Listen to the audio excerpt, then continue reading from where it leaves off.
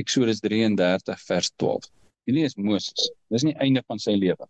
En hy bid vir die volk, hy sê, toe het Moses met Jahwe gespreek, u sê nou wel aan my, ek moet hierdie volk laat optrek, maar u laat my nie weet wie u saam met my sal stuur nie. Hoewel u gesê het, ek ken jou by die naam. Vader sê vir Moses, ek ken jou by die naam. En jy het ook genade in my oë gevind. Nou sê Moses, as ek dan nou genade in die oë gevind het, maak my dan tog u weer bekend, dat ek u kan ken, sodat ek genade in u oë kan vind. En bedink tog, dat hierdie nasie u volk is. Dit is Moses se gebed. Wat sê hy? As ek dan nou genade in die oë gevind het, maak my dan tog u weer bekend. Wat bedoel Moses? Laat my u ken vir wie u is. Openbaar aan my wie u is. En dis waarby ons moet kom. Om vir Vader te sê, maak my dan tog u weer bekend.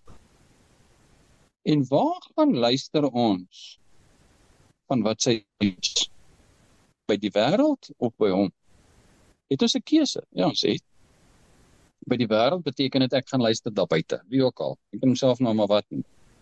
Priester, 'n profeet, 'n oudste predikant, 'n ouderlinge, dominee, pastore.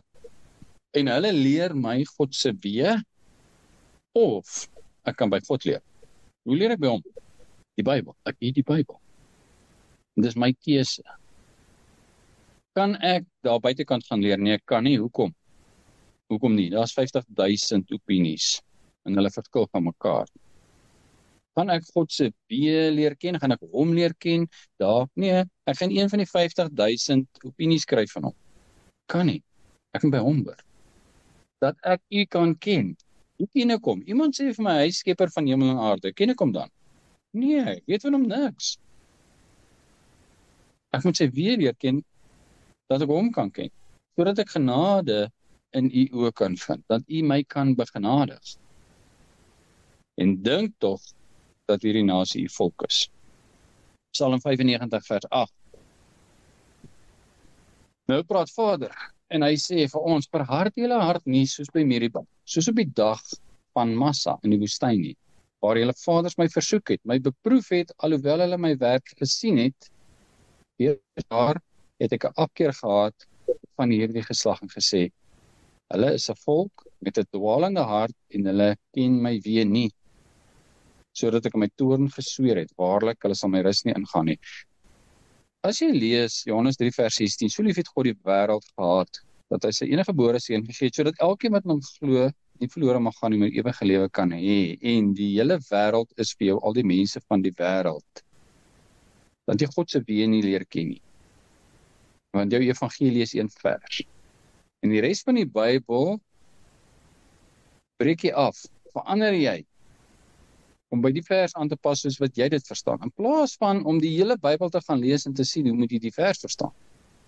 En dan is jy deel van 'n volk met 'n dwaalende hart. Dan glo ek dit, dan glo ek dat. Dit hang net af wat 'n ou preek die mooiste en sê die hardste en die duidelikste en ek glo daai môre glo ek iets anderste.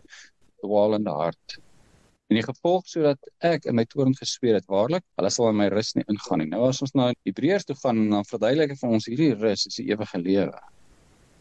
Hulle kon deur ongeloof nie in my rus ingaan nie. Wat is ongeloof? Ongeloof beteken, ek glo iets anders wat ek veronderstel is om te glo. Ek het nie geloof in dit wat ek moet glo nie. Wat is geloof?